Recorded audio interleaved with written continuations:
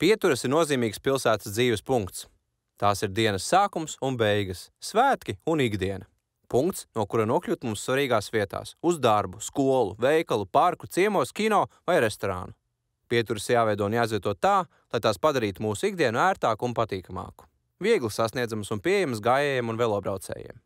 Izvietotas nozīmīgu objektu tuvumā – tirdzniecības objekti, pašvaldības iestādes, parki, skvēri, nepārprotami nodefinēti kā pieturvieta. Pieturvietu ir vēlams izgaismot, tādējādi nodrošinot gan tās redzamību, gan drošības sajūtu gaidot transportu. Pilsētas ietvaros būtu ieteicams radīt vienotu dizaina pieturas, bet to labiekārtojuma līmenis var būt atšķirīgs, ņemot vērā pieturas funkciju un novietojumu.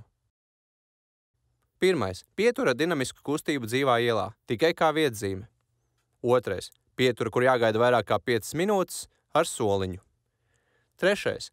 Pietura ar iespēju novietot velospēdus, lai tālāk dotos ar sabiedrisko transportu. Ceturtais. Pilsētas centrālā pietura, kā satikšanās vieta, ziņojuma dēles, grāmatu apmaiņas punkts, kafejnīca. Pietura dizains var sasaukties ar apkārtējo ielu vidi, bet tas var būt arī kā centrālais elements, kas nosaka vietas un pilsētas raksturu.